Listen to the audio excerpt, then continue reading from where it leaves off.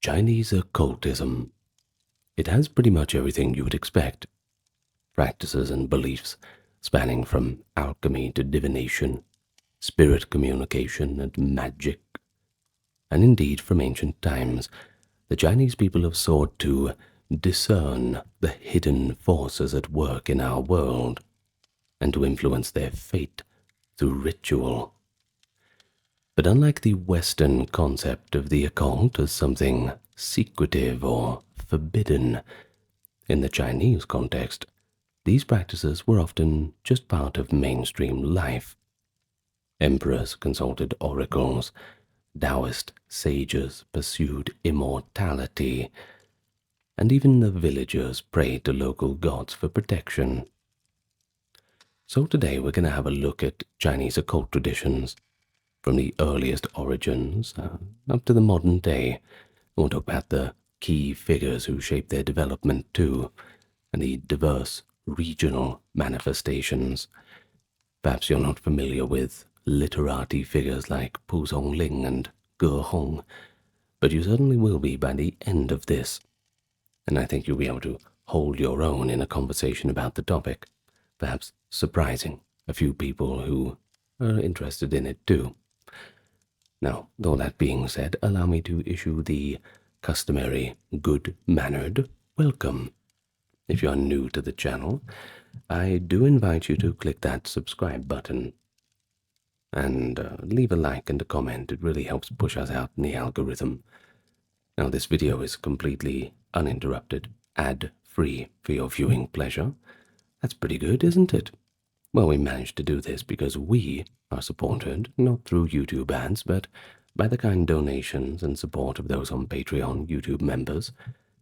We also have a merch store and the occasional donation through Super Thanks or the PayPal link. You can find all of those appropriate links if you feel inclined to have a look at them in the pinned comment, video description, and the channel description.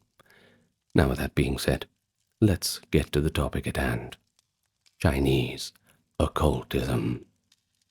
Isn't that exciting? Let's go.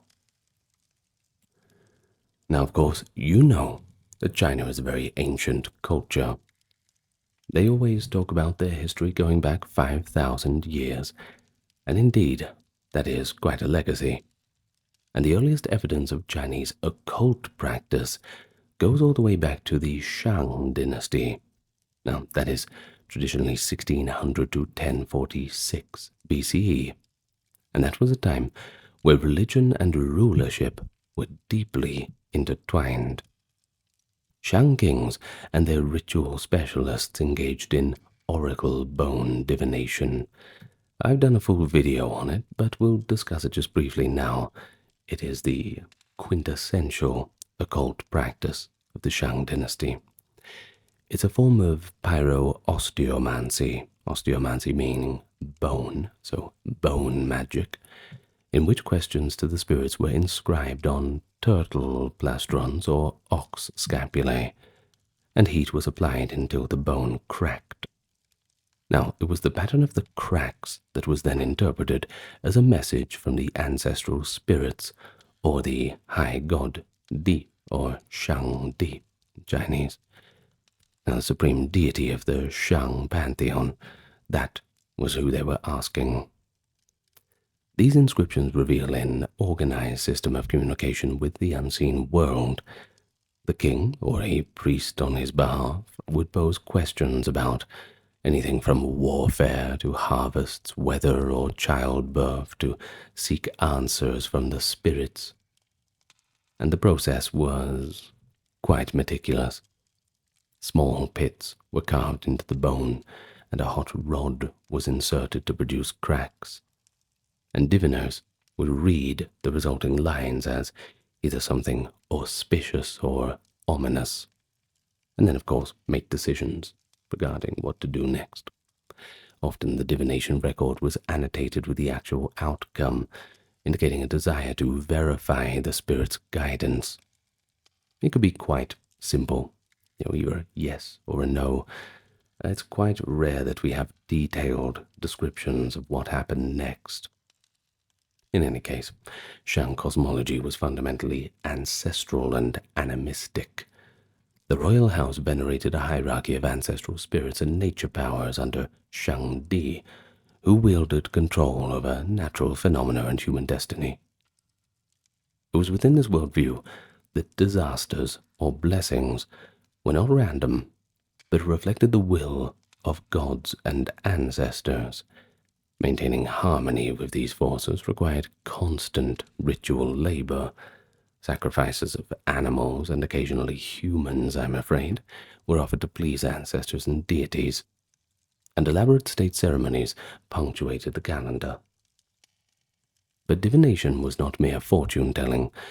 It was rather a consultation with powerful forebears, and the Shang believed wholeheartedly that their departed ancestors could intercede in earthly affairs, granting approval or sending misfortune based on the living king's actions. Shamanistic elements likely underpinned Shang occult practice, though their exact form is debated. Of course, this always varies from place to place. But the oracle bone script includes the graph for Wu, from the word Nu Wu, a modern rendering of witch. Now, this character Wu suggests a class of spirit mediums or shamans existing. Well, some scholars infer that Wu specialists performed ecstatic dances, rain-making rituals, or astrology, acting as intermediaries between our world and the next. And notably, women could hold prominent roles in ritual contexts. The royal consort Fu Hao is a striking example of that. Now, Fu Hao was one of King Wu Ding's wives, and she served as a military general and high priestess. Her tomb contained over 500 inscribed oracle bones from her personal divinations and rituals. Inscriptions show that Wu Ding entrusted Fu Hao to conduct special sacrifices to the royal ancestors, indicating that shamanic authority in Shang was not limited to the king alone. Now, this is a remarkable find, because it reveals that even in earliest times, a woman could act as a leading occult practitioner, communicating with spirits to guide the state. Now, regionally, Shang divination practices extended beyond the royal capital, of course. Oracle bones have been unearthed in sites in Shandong and Henan, suggesting that scapulomancy, that is, shoulder bone divination, and related rituals were used by vassal lords and commoners under Shang influence. While the king presided over the major state ceremonies, local estates had their own ritual experts who worshipped the same pantheon of spirits and ancestors. Now, what does this all mean? Effectively, it signifies that the basic techniques of Chinese occultism, sacrificial offerings and crack-reading divination, were already diffused across regions by the late 2nd millennium BCE, and that certainly goes back a fair while. Many aspects of Shang's spiritual practice were later assimilated by the succeeding Zhou dynasty, ensuring that Shang occult heritage, such as reverence for ancestors, the use of omens, etc., continued to influence the Chinese culture for some millennia after. But as Chinese civilization transitioned into the imperial era, occult arts moved not only in temples and villages, but also into the courts of the emperors. Now, one really good example of that is Emperor Wu of the Han dynasty, reigning from 141 to 87 BCE, whose reign is famous for his engagement with what was known as feng shui, that is, wandering magicians, alchemists, and diviners. We can always use it in an archaic context too, to say necromancers. But, well, we want to stay away from modern definitions, I suppose. So we'll keep with just wandering magician, we'll put it that. So Emperor Wu was an ambitious but also superstitious ruler who believed he could attain divine favor, good fortune, and even, and this is important, physical immortality through spiritual means. He actively sought out occult experts and patronized those who claimed to converse with spirits or concoct elixirs of longevity. Under his rule, the Hunt Court became a stage for esoteric experimentation, illustrating how state power and magic could become deeply entangled. Now, one early influence on Emperor Wu is Li Shaojun, a feng shi, remember that word, wandering magician or alchemist, who arrived around 133.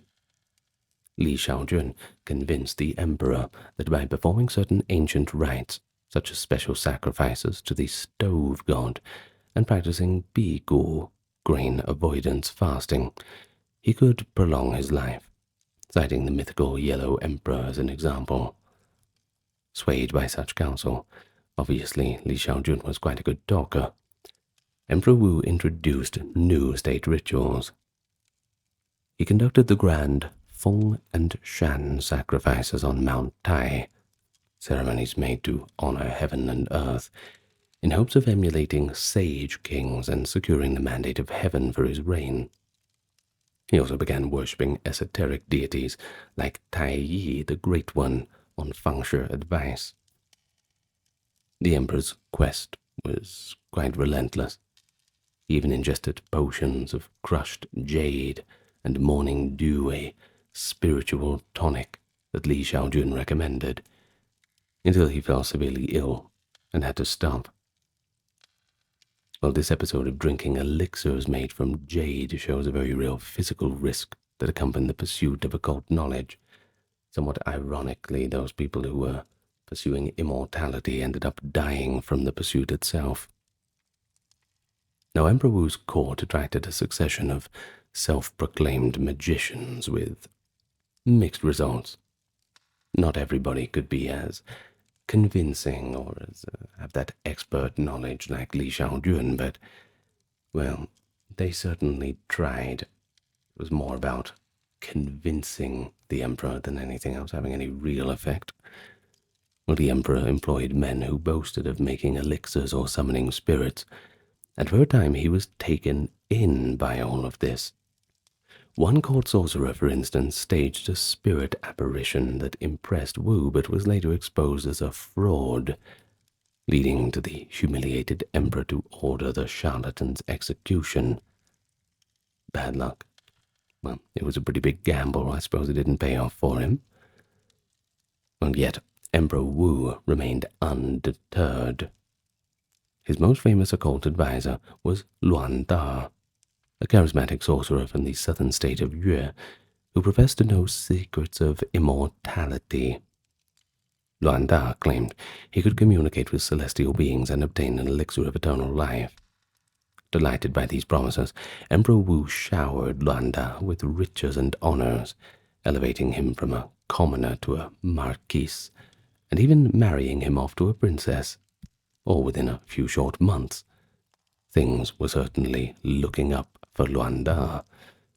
However, the problem was, when push came to shove, he failed to produce any true miracle, and after a brief period of spectacle, it became clear that his alchemy and spirit medium ceremonies were, well, quite hollow. The sorcerer eventually lost favor and attempted to escape imperial scrutiny by saying he would go visit the immortals for advice. Emperor Wu saw this as deceit. Luan Da was arrested, and he was executed in 112, his downfall marking the end of the emperor's patience with that particular brand of occultism. And so in the aftermath, the emperor issued edicts to rein in illicit sorcery, even penalizing members of the elite who married into families of mediums as a way to restore rationality and order. Not everyone can live forever. Well, Emperor Wu's later years show a darker turn. Paranoia about malevolent witchcraft was running high. By the 90s BC, aging and beset by fears, he grew suspicious that courtiers might be casting secret curses upon him. In 96 BC, he launched a series of witchcraft persecutions, spurred by nightmares of being whipped by tiny stick-wielding puppets, possibly hallucinations of assassins, he ordered nationwide investigations for occult plots. Large numbers of people, including ministers and imperial family members, were accused of using curse spells and voodoo dolls against the emperor, and many were executed along with their entire clans. This proto-Inquisition culminated in a tragic incident known as the Crown Prince's Rebellion. The emperor's chief minister, Jiang Chong, falsely accused Emperor Wu's heir, Crown Prince Liu Ju, and the prince's mother, Empress Wei Zifu, of treasonous sorcery by planting dolls and mystical writings in their palace and then discovering them as evidence. Basically, they were all just, they were making the whole thing up. Now, the Crown Prince, terrified and angered by the false charges, led a desperate revolt in Chang'an in 91 BCE. The uprising was crushed, and the prince, the empress, and thousands of their supporters perished in the conflict. Only afterward did Emperor Wu realize that the witchcraft scare had been manipulated by scheming officials, and that many accusations were completely baseless. Of course, he was stricken by remorse. He attempted to atone for all this in his final years, but, well, not even his best sorcerer can bring the dead back to life. This case of Emperor Wu, it shows both the peril but also allure of occultism in the imperial court. On one hand, occult practitioners promised emperors access to divine knowledge, victory, and immortality, and that certainly is a tempting prospect for anyone. But on the other hand, belief in dark sorcery could spiral into moral panic, leading to purges and injustice. After Emperor Wu, later monarchs continued to dabble in occult arts. For example, many Tang emperors patronized alchemists, and Song emperors consulted spirit-writing mediums. But they did so with caution, mindful of the Han precedents. By elevating feng shui like Li Shaojun, and then executing alleged witches in fear, Emperor Wu's reign shows the paradox of Chinese occultism in governments. It was seen as a source of transcendent wisdom and power, certainly, yet it could just as easily become a source of political paranoia. And ultimately, that just leads to bloody persecution. But beyond the courts and the popular cults, Chinese occultism also flourished among those scholar recluses and Daoist adepts who sought personal enlightenment and immortality. Now, one pivotal figure of that is the one that I mentioned in the introduction, Ge Hong, 283-343 CE, a Jin Dynasty scholar official and Daoist practitioner whose writings richly document the alchemical and mystical pursuits of early China. Ge Hong lived in an age of political disunity and social upheaval, when many literati had turned away from public life to explore alchemy, Taoism, and the esoteric arts, a possible path to transcendence. His magnum opus is the Bao Po Zi, that is, Master Embracing Simplicity. It stands as one of the most important treatises on Chinese occult science, covering topics from medicine and demonology to the fabrication of elixirs and secrets of divine transcendence. Ge Hong's background prepared him to straddle the worlds of classical learning and occult practice. He was born near present-day Nanjing to a distinguished family. He received a traditional Confucian education, but also inherited a Daoist legacy. His great-uncle, Ge Xuan, was a famous Daoist adept reputed to have become an immortal. Citation needed on that one, Ge Xuan. While under the tutelage of Zheng Yin, himself a disciple of Ge Xuan, Ge Hong began studying the arts of longevity while still young. It's the best place to start, of course. It's kind of like investing, I suppose. You got to get in early. In any case, though he served as a military officer and minor official, he was more passionate about collecting arcane knowledge. Amid the turmoil of invasions in North China, Ge Hong eventually retreated to the south. He spent years living as a recluse on Mount Luofu in the far south, today's Guangdong province, where he gathered herbs and minerals and conducted alchemical experiments in the search of the elixir of life. This retreat to a mountain in the subtropics shows a broader southward migration of Chinese esoteric traditions.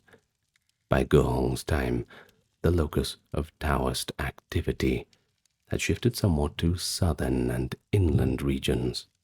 After all, those were a little bit less affected by war. Masters could practice in relative seclusion and a little bit of peace and quiet. In the Bao Pu Zi, Ge Hong provides a candid and detailed account of occult arts as he understood them. He distinguished between what he considers lower-level arts, healing, divination, exorcism, and magic, and the higher arts of inner cultivation and alchemy. Yet he does not dismiss the former. Rather, he sees them as part of a continuum. At the highest end, ingesting potent alchemical elixirs could enable an adept to become an immortal, communicate with heavenly gods, and of course repel harmful spirits with very little effort. Likewise, deep meditation and breathing could give one mystical powers over demons and the elements. But Ge Hong notes that those who focus only on one approach might end up falling short. He emphasizes the importance of combined knowledge.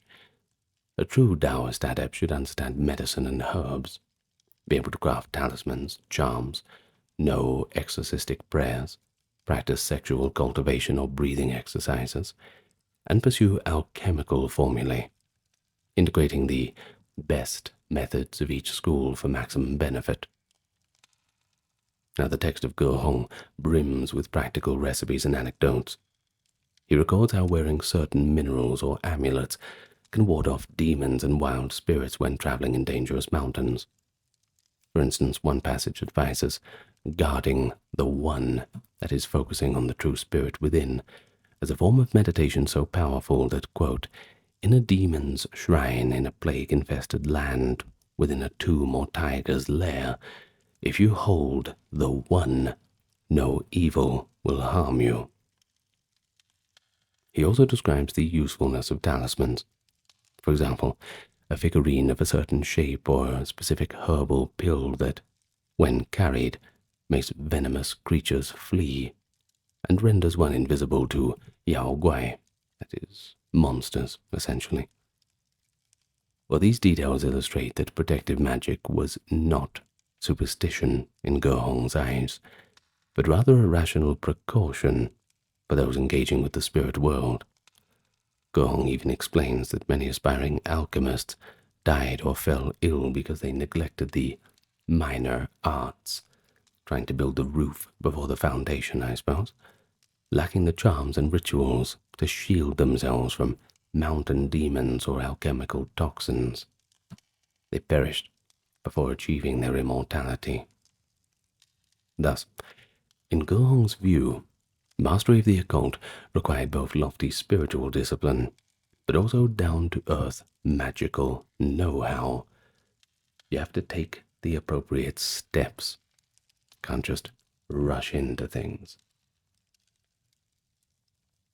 Well, beyond the technical, Ge Hong's work carries an underlying philosophy. He sought to reconcile Daoist occultism with the Confucian system of ethics. He argued that striving for immortality was a worthwhile extension of one's duty to preserve life, and in his own life he practiced charity and self-discipline alongside magic. While many of his contemporaries engaged in pure conversation, that is, and metaphysical debates, Ge Hong was methodically recording how to make gold from cinnabar or summon rain, a very much hands-on approach that later Daoists revered widely. He also compiled the Shenxian Zhuan, biographies of the divine transcendence, a collection of hagiographies of earlier immortals and miracle workers, as it's known. And through these stories, the marvels of Chinese occult lore, flying sages, alchemists who resurrect the dead, monks who command the thunder and rain, were all preserved and disseminated. Ge legacy in Chinese occultism is thus seen as twofold. He was a practitioner who pushed the boundaries of alchemy and longevity science, but also a historian who preserved the esoteric knowledge of those before him. Later generations, from the Tang-era alchemist Tao Hong Jing to the founders of neo-Daoist inner alchemy, drew on Ge writings as a classical authority. It's thanks to works like the Baopuzi, the thread of ancient occultism, stretching back from feng shui and shamans, was knit into coherent tapestries, ensuring its survival even as mainstream religious practice evolved. But by the late imperial era, China's occult traditions had permeated literature and daily entertainments as much as they had religion and science. In the Qing dynasty, 17th and 18th century, an outpouring of popular and scholarly fascination with ghosts, demons, and wonders is evident. Of course, we're going to skip forward a little bit, because this is where some real development had happened. Now, the clearest example of this is the work of Songling, 1640 to 1715, a scholar from Shandong who penned the famous collection Liao Jai Zhi Yi, known in English as the Strange Tales from a Chinese Studio. Songling's life bridged the worlds of the Confucian gentry and the common folk. He was an erudite man. After failing the civil service exams multiple times, turned his creative efforts to recording and embellishing supernatural tales circulating among people. And in doing so, he became a kind of curator of occult folklore, preserving hundreds of stories about spirits and sorcery that might otherwise have faded from memory. Completed around 1679, though not published until decades after, due to Poe's poverty, Strange Tales contains nearly 500 short stories involving spirits, ghosts, fox fairies, and magical feats in general. Songling presented these in the guise of casual anecdotes told by a rustic narrator, often with witty moral commentary added. The collection features scholars encountering ghostly lovers, demons disguised as humans, Daoist priests battling monsters, and vengeful specters coming back to right wrongs. Many stories highlight Daoist sorcerers or Buddhist monks who have mastered occult powers. They can see the true form of demons, cast spells, or negotiate with the king of the underworld for a soul's release. These figures often serve as the heroes who resolve the spectral crisis, reinforcing the idea that righteous magic and virtue can triumph over evil. But perhaps Songling's most famous story is The Painted Skin, which offers a pretty chilling portrait of a shape-shifting demon and ultimately the power of exorcism.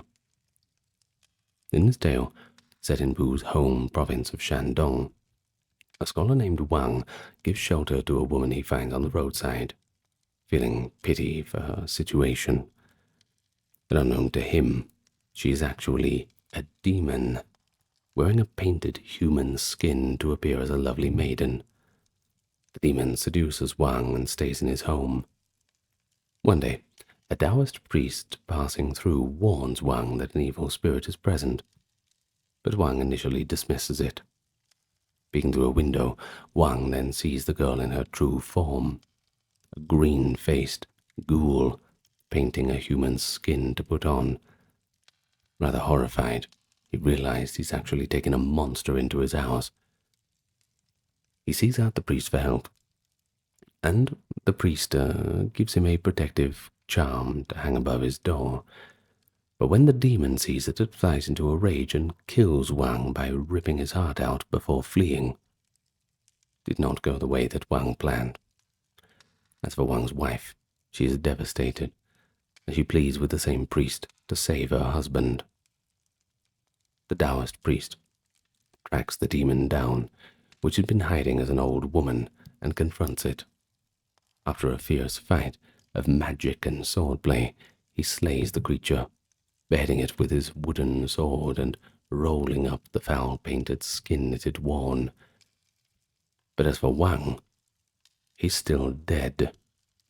The priest then directs the wife to seek out a certain crazy beggar in the marketplace who is rumored to have divine powers of his own.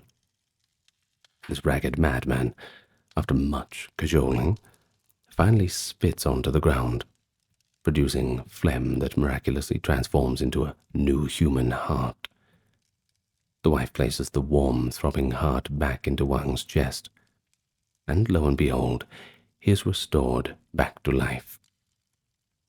Well, this story shows the popular Qing belief that demons can be beguiling and dangerous, but expert exorcists armed with faith and talismans can ultimately defeat them. And also, that line between madness and divine power is quite thin. The lunatic beggar was likely an immortal in disguise, you see.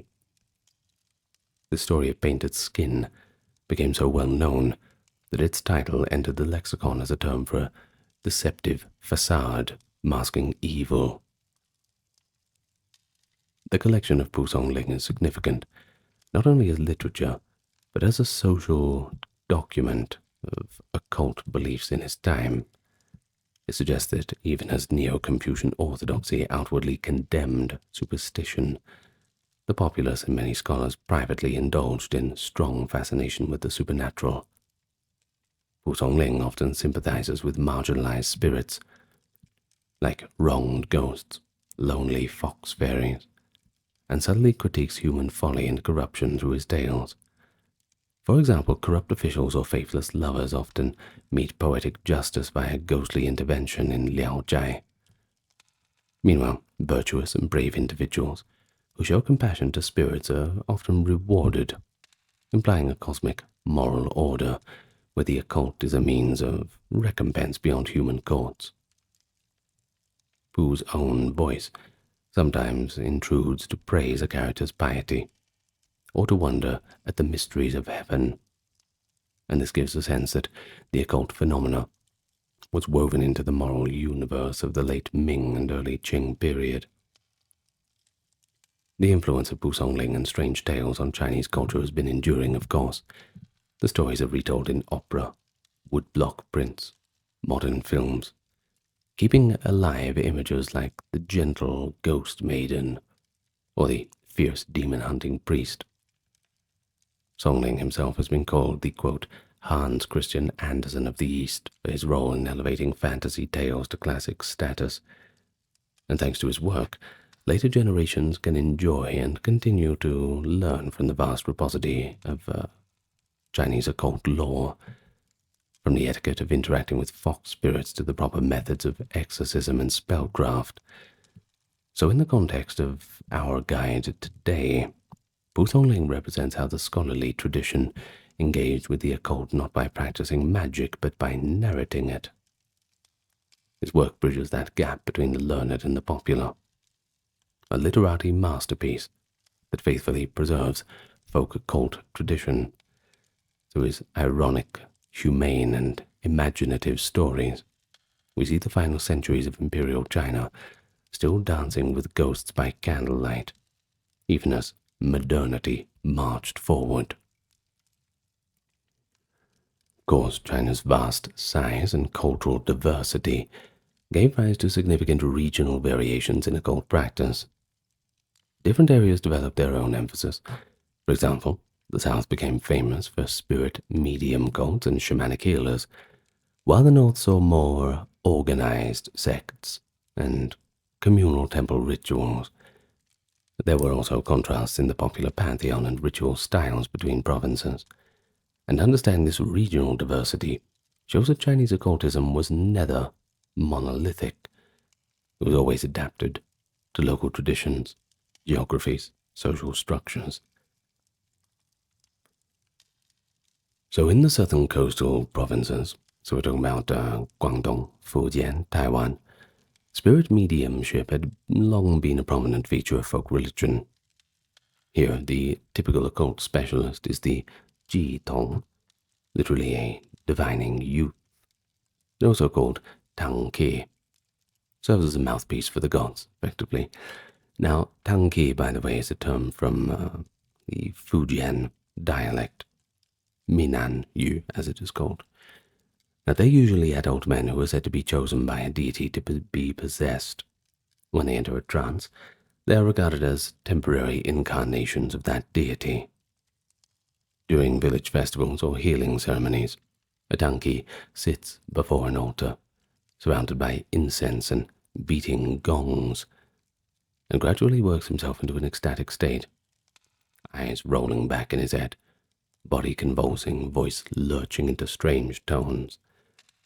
At the climax of all this, a deity is believed to transcend into him. The Tang-ki then performs astonishing feats to demonstrate the god's power. He may slash his tongue or body with swords, climb ladders of blades, or press hot irons to his skin without injury. Such self-mortification, paradoxically, is interpreted as a form of divine protection and exorcism. The medium's wounds expel evil influence from the community, and his immunity to pain proves the god's presence. The origins of these southern spirit cults are ancient and likely predate the spread of formal Daoism to the region. Scholars have traced Tang-ki practices to the Minnan region of Fujian, noting possible influences from indigenous shamanistic rites of the Yue peoples who inhabited the south before full Sinicization. Over time, medium cults synchronized with Daoist and Buddhist elements.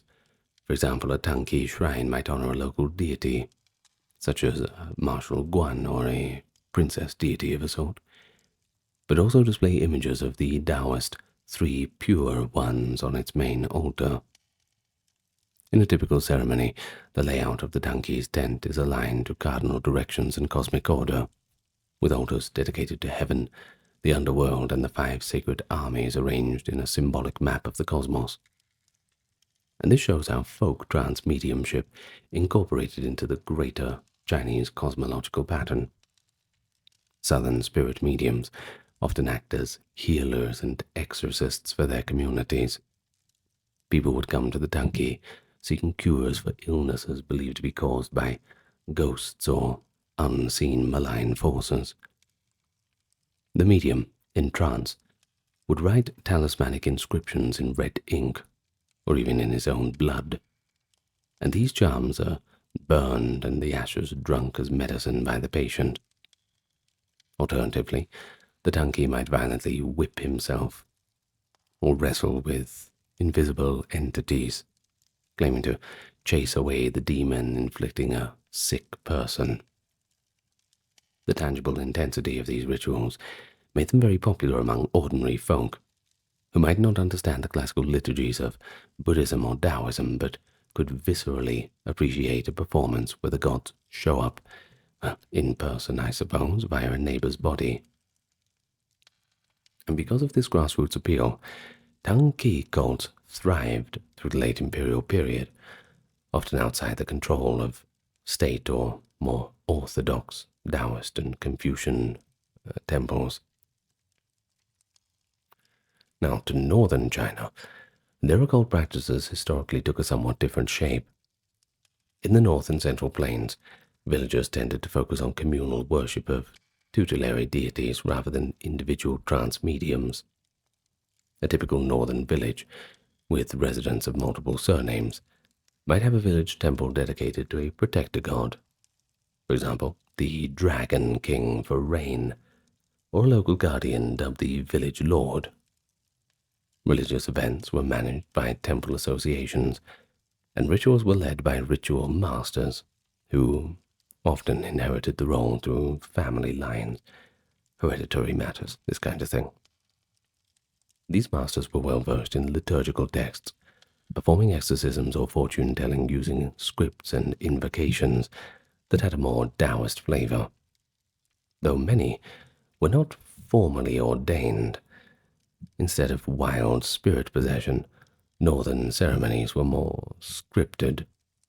For instance, A fashi might conduct a Nor exorcism by donning a fearsome mask or using swords and spells to drive out plague demons, following an outline passed down for generations. But another difference was in the pantheon and mythology. Northern folk religion incorporated many ancient Chinese mythological figures as gods, such as Fuxi, Shenlong, Pangu, and others, reflecting a continuity with older national legends. Southern regions, by contrast, often elevated more recent, locally relevant figures, like ancestral heroes or regional sea gods, to divine status. Moreover, in the central and northeastern provinces, folk sects had greater influence historically. These were semi-underground religious societies, like the White Lotus sect or the Eight Trigrams sect, that combined moral teachings with promises of miracle working. They taught scriptures, practiced group chanting or breathing exercises, and believed in an impending apocalyptic salvation. Because such sects were sometimes seen as politically seditious, they took firmer root in the more remote northern areas, where imperial scrutiny was not so strong. Southern China, with its strong lineage ties to local cults, proved to be less fertile ground for roaming sectarian preachers. But despite these contrasts, it's important to remember that there was no rigid north-south divide, but rather a gradient of emphasis. Even in Guangdong or Fujian, one finds public temple festivals and learned Daoist priests, and even in Hebei or Shanxi, spirit mediums and shamans were not unknown. In fact, the Northeast had its own strong shamanic tradition due to interaction with the Manchu and Mongol cultures. Many Han Chinese in that region adopted fox spirit worship and riding for the immortals, as they called it, a trance ritual from Manchu shamanism. Now, this led to unique hybrid practices like households venerating families of fox spirits for luck, or female shamans going into a trance to cure spirit sickness. Such phenomena show that Chinese occultism was highly adaptable. It could absorb non-Han elements and still be seen as part of Chinese folk religion. But across all regions, one element of Chinese occultism remained consistent: the figure of the Daoist hermit, seeking spiritual perfection in nature. For centuries, certain individuals chose to abandon society and live in mountain villages and wilderness, devoting themselves to meditation, ascetic exercise, and magical experimentation. These hermits often aimed to become xian, immortals or transcendent beings, basically. Now, this word, xian, is quite telling, because it is graphically composed of human and mountain, reflecting the ancient belief that immortality is attained in the mountains. So it basically means a mountain dweller, I suppose. Chinese literature and legend are filled with references to mountain-dwelling sages who achieve extraordinary power, the ability to fly on the back of cranes or dragons, to summon rain or wind, or just to remain forever youthful with glowing skin, like ice and snow, as they put it. In fact, there is a saying in modern Chinese, xianyu, which kind of means like a fairy girl, like a pretty young girl, something like that. They often say xiao xianyu to sort of call someone beautiful. It's kind of like that. Now, China's geography provided an abundance of sacred peaks where hermits congregated. The famous Daoist mountains, such as Mount Wudang in Hebei, Jingzheng in Sichuan, Longhu in Jiangxi, and Mount Hua in Shanxi. They all became associated with communities of recluses and small monasteries. At Mount Wudang, for example, hermits cultivated internal alchemy and martial arts, and by the Ming era, Wudang was revered as the seat of profound Daoist wisdom and wizardry. Mount Longhu was the historic seat of celestial masters, but it also sheltered independent alchemists who preferred solitude to the clerical life.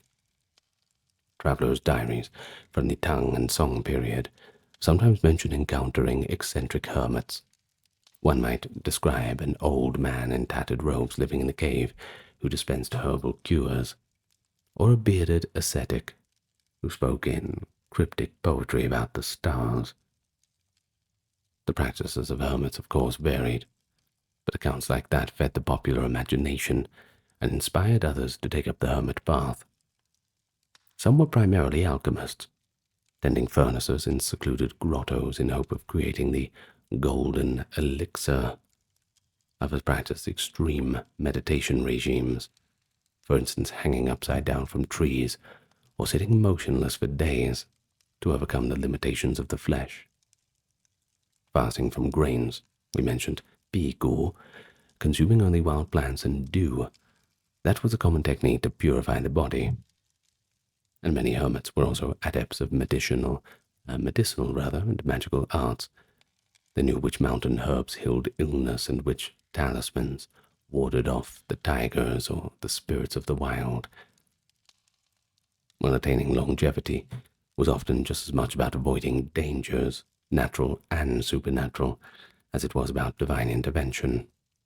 So these hermits became experts in protective magic by necessity. And there are stories of hermits befriending tigers too, using charms to pacify the beasts, an indication of their occult knowledge extending to harmonizing with animals and elements. While hermits often operated alone, occasionally they became teachers, if a worthy student found them, that is.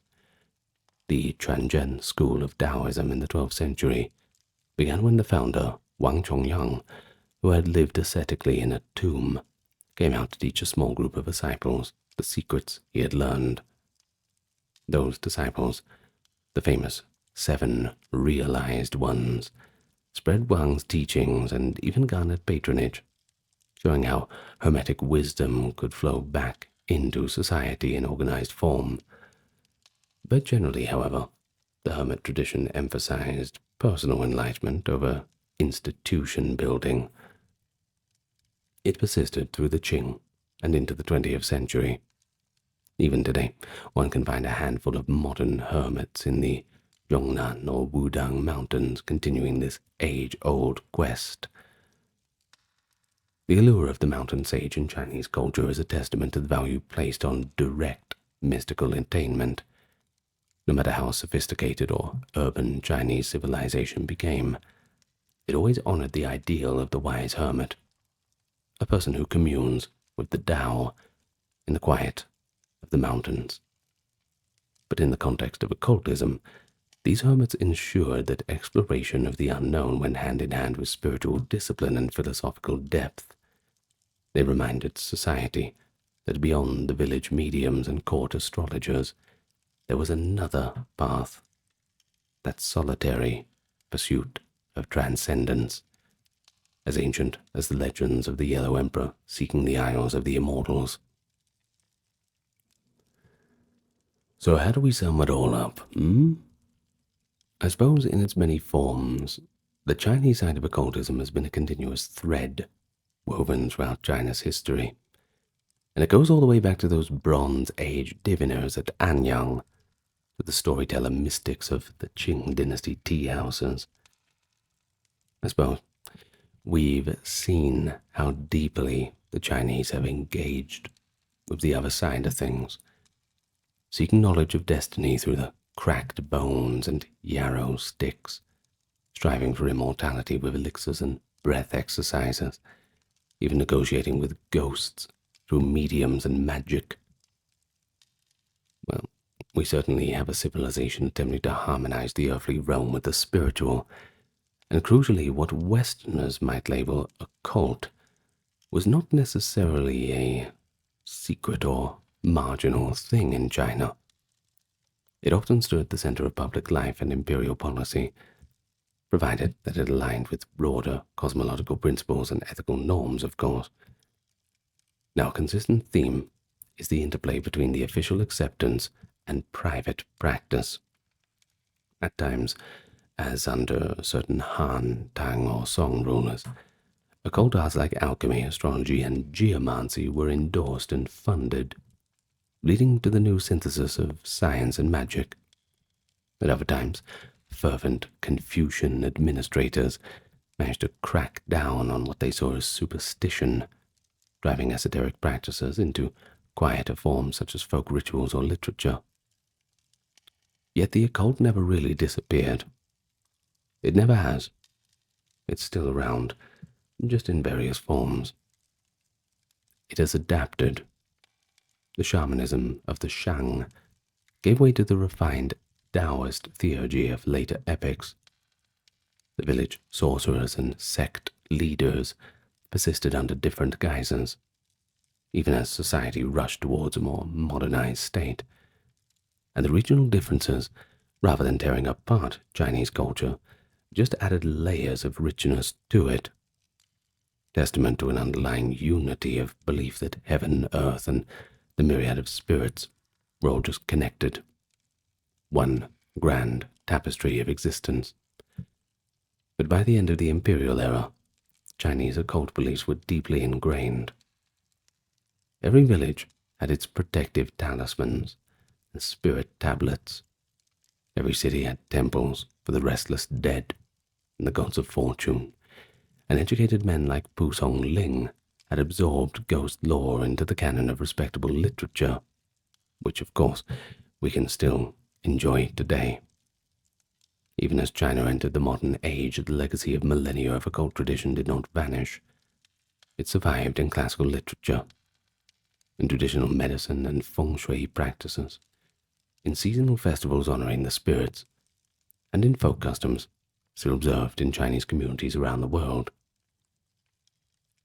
So really, occultism is an integral part of China's story, a bridge between the human and the otherwise.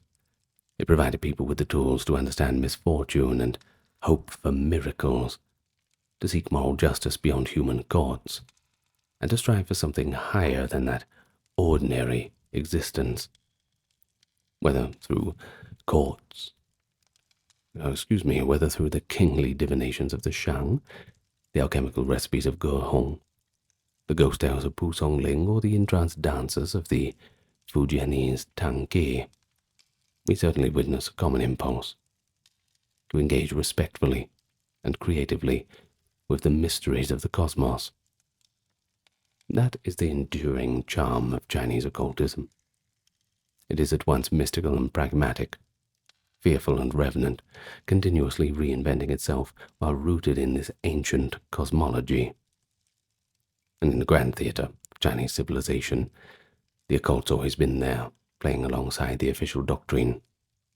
That line between visible and invisible is thin, and that curiosity about the unknown is not just a Chinese trait, but a universal human one.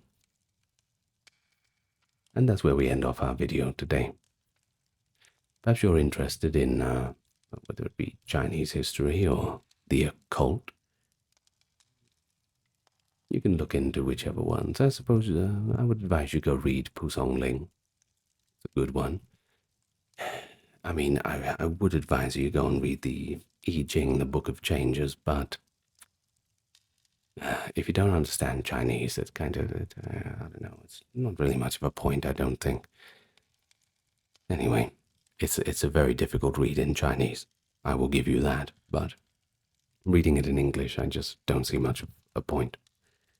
In any case, I am going to thank the top-tier patrons and supporters: Kimberly, Christine, Sally, Ember, Susan, Cameron, Carey, Charlene, Lynn, Therese, Katiana, Nicholas, Ulf, Ednea, Alexander, Charles, Christine, Dr. Neuro Nerd, Aaron, Jaden, Jim, Jeffrey, Jessica, Madeline, Melissa, Orthodox Review, Scott, Shell, Wendy, Josie, Sarah, Ryan, Thor, Cameron, Stefan, Kevin, HMSHH, Crystal, Dowry, Anthony, Lucy, Brandon, Gugu Bubonic, Nicholas, Craig, Neftis, Alexander, Gokhan, Dorsey, Vanita, Claire, Courtesy, Carol, Robert, Mary, Bridget, Nefertari, Yvette, Miss Mochi, 11, Allison, Free American, Jennifer, Brittany, David, Cody, Brian, Are You My Mum, Rhonda, Carrie, Catty B, and Lovely.